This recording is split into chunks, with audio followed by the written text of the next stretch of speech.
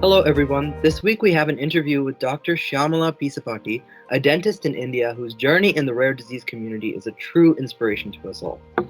Hello Shyamala, it's wonderful to have you here today. Hi, I'm so pleased to be on your screen today. Thank you. All right, so let's just start off with the first question, shall we? So, Shyamala, tell us a little bit about yourself. What would you like our viewers to know about you? This can be anything about your family, your hobbies, your interests, your occupation, where you're from, anything. Okay.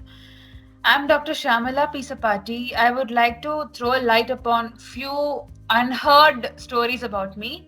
Basically, most of you people, most of the viewers already know by now that I have a painful past, as in my father passed away due to a rare autoimmune condition last year. But what most of them don't know is I'm trying my best to raise awareness towards it, and I'll definitely be happy to be a part of it, at least in the long run. I'm just taking baby steps for it now, but I don't really know the outcome of it.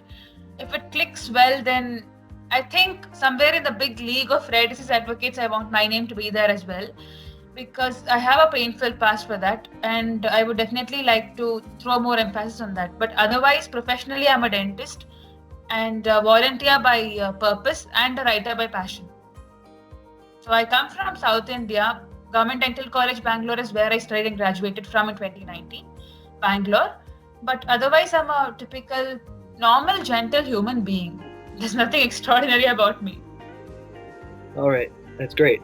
So, your father was diagnosed with granulomatosis with polyangiitis in 2017, right? Can you tell us a little bit about the day that he was diagnosed?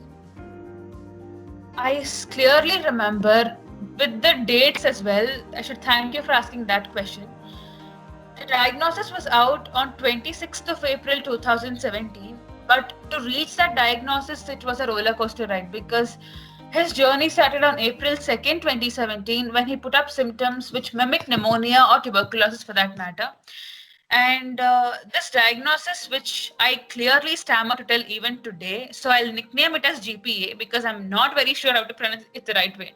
So it started on 2nd of April 2017 when he put on symptoms like cough and then extremely like a lot of cough and loss of weight, nighttime sweats, respiratory difficulties, and significant symptoms like which mimicked tuberculosis. But we put him in the hospital and the doctors took good care of him. He got discharged on 10th of April with a diagnosis of tuberculosis. Put on tuberculosis drugs because that was one thing which doctors could think of. And then no improvement. Again, rushed back to hospital on 20th of April. ICU on 21st of April. 23rd, he was again put on cuffs and all because he was extremely uncooperative as a patient. So he was put on physical restraints and things like that on 23rd of April. That was my birthday, unfortunately or fortunately, when I turned 21. Boom, fast forward 26th of April, he was diagnosed with GPA after having a kidney biopsy and a lung biopsy and so many other investigations. Wow, that's a really long journey for just 20 days. Yes, but one thing that I'm happy about is for 20 days, it was a faster diagnosis. Because otherwise, in India, it takes months, sometimes years to reach a diagnosis. But fortunately, because my father was admitted in a corporate setup with a hospital where there were many modern equipments and technologies, and doctors who studied or who worked abroad, probably their experience added on to this thing, for which the diagnosis was a bit faster. Well, that's one thing to be grateful for in this situation. Yes. Yeah. Just so the audience can get a general sense for your journey, can you tell us a little bit about GPA? And would you mind sharing how it affected your father's health specifically? I would definitely not mind, but GPA is granulomatosis with polyangiitis. As the name suggests, there will be granuloma formation in the entire body. There's no specific location for it. It can affect any organ for that matter, from head to toe. Okay.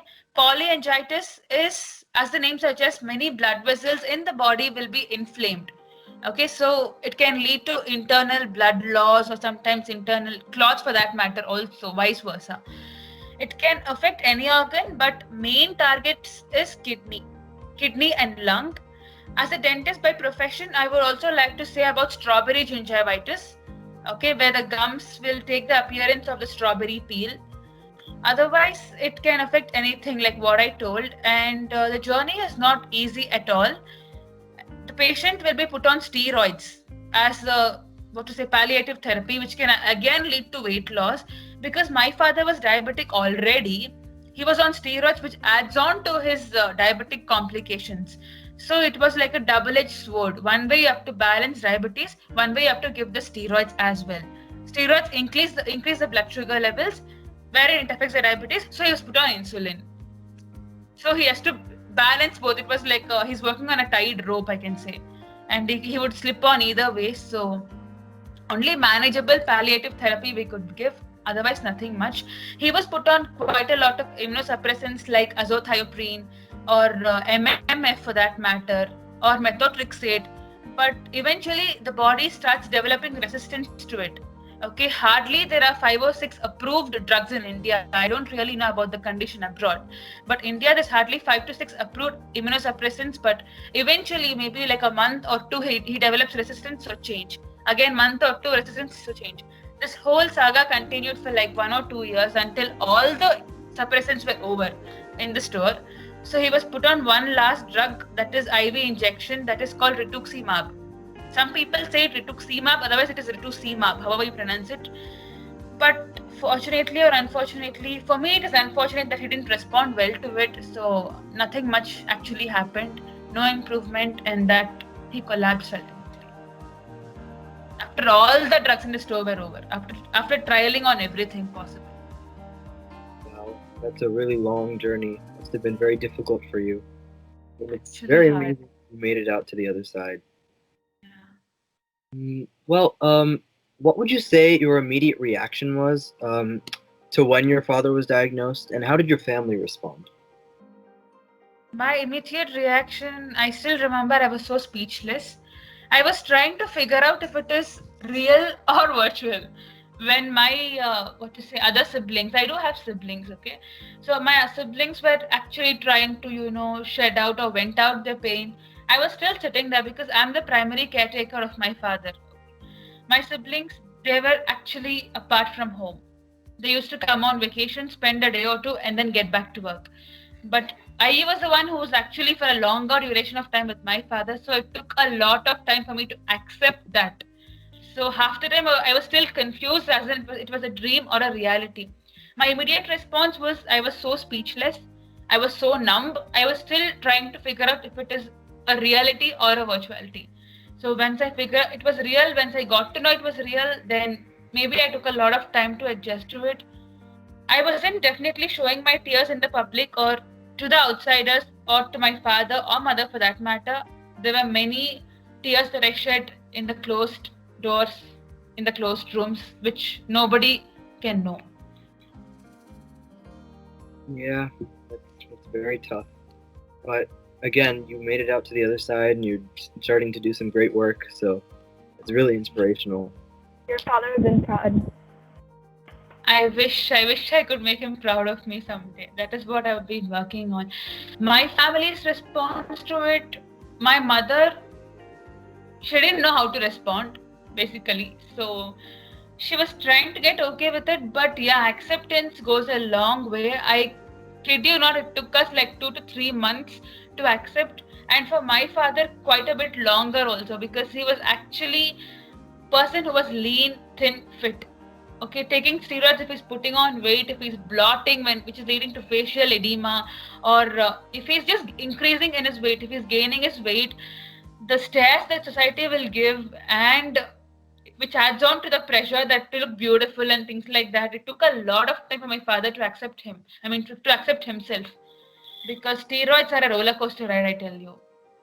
Yeah, definitely very true. Can you describe your personal journey from your father's diagnosis until the present?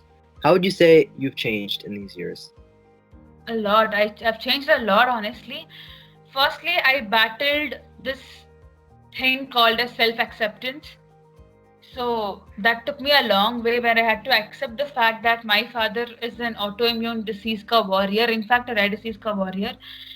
Down the line, there were many a times when I felt depressed, There were many a times where I was not accepted among my friends. My friends who judged me personally based on what experiences I've gone through. My friends who did not accept me for what I was. So that again led me to a place where I lacked self-love. So there were many a times when I actually looked for external sources or external love to keep me happy. But that didn't happen that way, okay? And I battled through this depression, self-love issues, anxiety, and whatnot. This happened for like 5 or 6 months, which is when I got close to books. I thought maybe people are not somebody whom I can depend on. Maybe I should change and switch to books. So I read across some beautiful books like Ikigai. It's a Japanese-based book which actually tells you the purpose of your life. Okay, we think purpose of our life is such a big thing, but in reality, there are only 4 questions which you have to answer, which that book told me. And that is when I became a bookaholic or a bibliophile, in other words. Then I started reading amazing books like Daring Greatly, written by Breen Brown, and things like that. So that is when I actually became a bookaholic, which changed me. I mean, I started reading books, felt inspired, and that made me a writer. And the writer in me undoubtedly is born out of this pain of feeling lonely, upset, nobody to share with. I wanted to vent my heart out and scream, yell at times. Nobody could give that to me, nobody could lend their ears. So maybe I made book, pen, paper my best friends. That is when I started writing, and maybe that shaped me into a writer today. Though I'm not a published writer, I would love to be one someday. So personally, there's a lot of growth. That's amazing. That's really amazing. Adding on to that question, if you could, from your personal and current standpoint, go back in time and tell the Shyamala of 2 years ago anything, what would you say? 2 years ago, she was very upset, depressed, crybaby, not having confidence, lacking self-love, who was always trying to find reasons to be happy, who was dependent on somebody else to keep her happy, who was trying to practice self-acceptance, and most importantly, trying to seek validation from the outside world to make me happy or to do what I have to do. But today, I don't think I fit in any of those categories, at least not on a broader level. That's amazing. It's really amazing. All right. So now on to what you're doing now to actually work for your pain, work through your pain, and work for the future, and for the rare disease community. You've recently started a segment for ORDI, or the Organization for Rare Diseases of India. Can you tell us a little bit about that? 100% yes. There's something called as Organization for Rare Diseases in India, which I was totally unaware of. Totally. The same with the Indians out there. Most of them don't really know. This organization was founded in 2014. But how I reached ORDI was again through my pain. It was not so easy for me. Okay, because I can tell you one Google search that changed my life completely was most rarest disease in the world. Because my father had a rare disease, I was super enthusiastic to know what is the most rarest disease and how people are battling through it, how people are surviving that deadly demon. So I just Googled like that back then in 2017 or 2018. 17, my father was diagnosed. So 1 year I had a lot of work to work on myself. 2018, I Googled about the most rarest disease in the world, and then I got a couple of it, like progeria and Field's disease, like that. So I handpicked progeria because I felt progeria affects kids mainly, where they start primitive aging and that leads to death. So people hardly survive beyond 15 years. Very few cases they survive 18, 21. So because I was a dentist by profession as well, I chose that particular disorder or a disease. Maybe because I got connected to it, and then not one, not two, I collected over 169 articles, 169. And then I studied a lot. I was such a interested person in rare diseases to actually know if somebody can actually fall on the same page as I do. So then I was studying about progeria, trying to, collect review articles, publish one. That is when I happened to meet this noble person who got me to ORDI. Fortunately, I met a progerian kid. Okay, and then his father told me that there's something called ORDI where you can go become a rare disease advocate, which I did not consider back then because of my dental school and things like that, traveling. There were already so many things on my table back then. But 2020, August 14th, I seriously thought ki maybe I should consider becoming an RD advocate, and then officially became an RD advocate in ORDI. If I had not done my progeria research, if I had not Googled that day, if I had not come across that kid, if I had not met that sir who actually referred me to ORDI, who happened to be the kid's father, I would not have been an RD advocate today. So I extend my heartfelt gratitude to sir, because it was only sir. I call him sir. I don't really want to mention the names here, but yeah, it was sir who actually brought me to ORDI, who told me that there's something called ORDI. Otherwise, I was not aware at all about this. Yeah, that's really great that you actually started working with the Rare Disease Organization in India, and that you've actually started doing your own segment, right? What is it called? I'm an RD advocate actually, for rare disease advocate, preferably to GPA, because I've seen a person suffering. I think I have a better idea on that compared to any other rare disease. But RD advocate for GPA doesn't mean I should stop to that one particular thing or limit myself to it. I can extend to any other rare disease possible. So I'm working on as many rare diseases as I can, because I don't want to restrict my GPA. But I'm in charge for GPA. Yeah, that's great. That's really great what you're doing, and we really appreciate how you're sharing the stories of all these people and conducting interviews on Instagram, reaching out to people all over the world. It's great. And on that note, how do you feel that you finally started working, now that you finally started working with the rare disease community, especially now that you're able to see other people who are experiencing similar struggles to your own? Firstly, I feel grateful. Secondly, I feel I'm not alone, because I believe birds of same feather flock together. At least I'm having some company. At least all these days I was under this impression that I am the one suffering, I'm the one doing, I'm the one crying. Maybe I had that self-sympathy or self-pity, which I had to overcome. But now, yeah, there are many people out there who are actually suffering way more than what I do, who have seen greater levels of difficulties and are still smiling at the end of the day. Why is that I'm still cribbing and crying? There's so much to be happy for. There's so much to be grateful for. That way, I'm actually happy. Yeah, I'm happy that at least now I've taken a decision, because it was not an easy journey. 2 years I had to sit and break my head as in what I can do to create awareness. I started writing. But yeah, when I write or when I write literature or something, people never understood that. So I had to give a 1,000-word description below, which hardly anybody could read. So I feel now it's a better job, because I'm getting somebody on the screen who can actually talk to them, at least virtually, so that they can at least get to know. Because I'm a person who strongly believes there's nothing called rare when there's enough knowledge shared. I'm still working on that for now. Yeah, no, that's really great what you're doing, and we really admire how much effort that you're putting into this, and finally now you're using your pain to bring about change in the world. That's really I really like that quote, nothing called rare if there's enough to be shared. I think that's really cute. Like, It just came like that. Yeah, so enough about this. We'd like to ask just some personal questions to get to know you better. What inspired you to become a dentist? Very good question. Yes, there's no inspiration behind it, but it's a sacrifice. Okay. When I gave my exam in 2014 back then, that's called Common Entrance Test. Okay, state level entrance exam. I cracked the exam. I got a private medical college. I would have been a better doctor, means I would have been an MBBS doctor, meaning physician, MBBS physician, but I got through a private one. Okay, but wherein we have to pay a little amount. It was not a completely free seat. It was not completely sponsored by government. So I had to personally choose, as in I already had a lot of financial instabilities back then at home. Maybe I could become an extra burden by choosing MBBS in a private college, or make a wise choice of choosing BDS from a government college. Then I chose the second path, because yeah, we had a lot of financial instabilities back then. Maybe I would have been a better doctor if I would have taken MBBS. Though I got an MBBS seat, I sacrificed and I took a BDS because it was from a government college.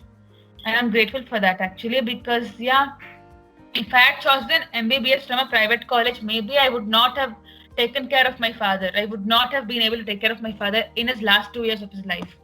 because I chose a Bangalore which is near my home and a government one above all. So my fees was hardly any amount. It was completely a free one, I can say. That way I'm happy. So it is not a what to say, it is not something which I did out of passion or something. It's a sacrifice above all. I sacrificed my MBBS seat to get into BDS. And I'm happy with it today. That's really great, though, that you did this and that you don't regret your decision. It's really great. Very admirable. Can you tell us a little bit about your dad before he was diagnosed or anything? Just about your dad. Yeah.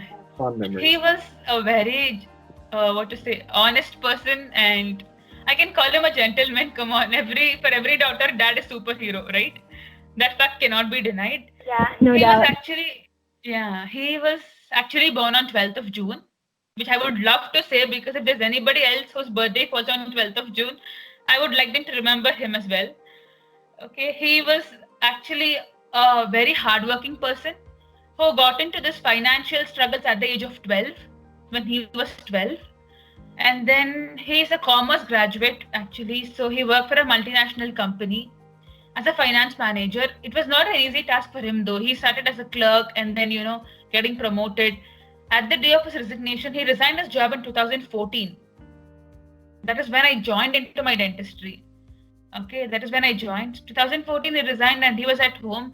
He presumed a happy life. He presumed it will be happy, where he can have a happy retirement with his kids and wife at home.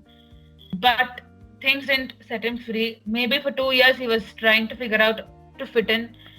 2017, he was diagnosed again. But otherwise, he was a finance manager by profession, working for a multinational company till 2014. Hardworking, simple man who thought of having a happy retirement, who thought of having a happy ending, but things didn't turn that way around. He was a very hardworking person, I would say, and very silent. I never saw him screaming or yelling at people. Very silent. He was very silent as a person. Sounds like an amazing man. Sounds like he could really be an inspiration to us all. Yeah. So based on your story, I'm just really inspired by all the things that you've done, all the things that you've gone through, and still stand here, and still you sit here with us smiling, and it's really amazing everything you've been through. So based on your experiences, what advice would you have for other people trying to advocate for rare diseases and to bring about change for their community? Firstly, it is not going to be easy. It is not meant to be easy, for that matter. If you're advocating for rare diseases, to get support or to get audience or to feel connected, it is not going to be easy. So please don't give up. The first 2, 3, 4 months, because I just started 1 week ago as a serious RD advocate. Before that, I was a happy-go-bird who used to work whenever I found time. But now it is going to be a responsibility for me. It is not a hobby anymore. So it is not going to be easy. It's not meant to be easy. Please don't give up. Have a bit of patience at least, and be consistent. It is not that many people are RD advocates out there, but how many of them are actually consistent, that matters. Very few people are consistently doing it. So doing it for 1 day, taking break for like 1 week, again posting something after 1 week, it's not going to fetch you anything. You have to be consistent and let people know that you're consistent, so that they actually notice you down the line. If not today, at least someday. Very wise words and very sage advice for people who are trying to actually bring about change from someone who's bringing about change in the world. What would you say is the most important lesson that you've learned in these few years? And what advice would you give to patients and advocates as well as caretakers based on your experiences?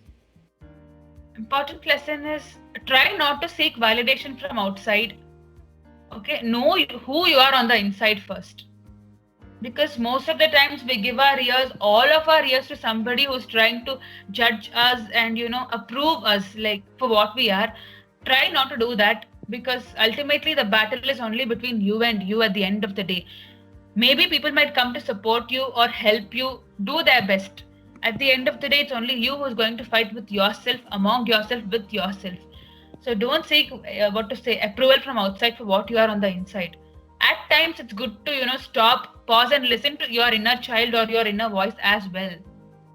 That is what I would say. That's the most important lesson, because had I kept on hearing to these comments or what people kept on saying, it is going to be tough, so please give up, it's not going to be easy, I would not have become a serious RD advocate today. And today I'm loving my job because wherein I'm connecting to people not just from India, from abroad, who fall on the same page as I do. So that I think that is very nice.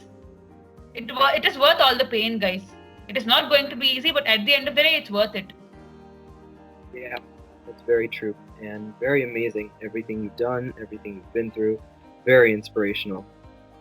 So it's been wonderful talking with you. Do you have any final words to say to the audience? Not really. I would just say be patient, be calm, be loving. For rare disease caretakers, be more loving, be more caring, click more pictures.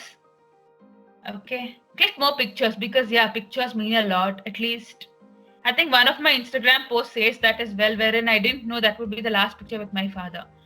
So click more pictures and don't shy away from coming in the front and telling what you have. Okay, I think that your stories needs to be shared, your stories needs to be heard, your stories need to be told. People deserve to know your story. So don't shy away from coming in the front and telling it. Don't seek for validation from outside. Know who I are on the inside. That is what I would like to say at the end of the day. Don't feel shy from telling your story. For telling your story, it needs to be told. Thank you. Those are some amazing words and it's very inspirational, your story. I'm so glad that you could be with us today and share your experiences and your advice. It's amazing and I'm so happy to be with you today. Again, thank you so much. Thank you for giving this chance wherein I can actually feel like home now because yeah, not just in India, I have friends abroad who can help me too. Yeah, definitely. We're always here if you need anything. Thank you so much for talking to us, telling us all your story. I know it must have been painful, but it's amazing now that you are here and telling your story to the world. Thank you so much. It was really nice meeting you. Same to you. I'm so glad. Yeah. Again, thank you so much. Is there anything you'd like to ask us, or? Keep going. I would love to see more posts. I would love to see more podcasts. More of it. So keep going. All right, definitely. We're not stopping anytime soon. Yeah. So, thank you. Thank you.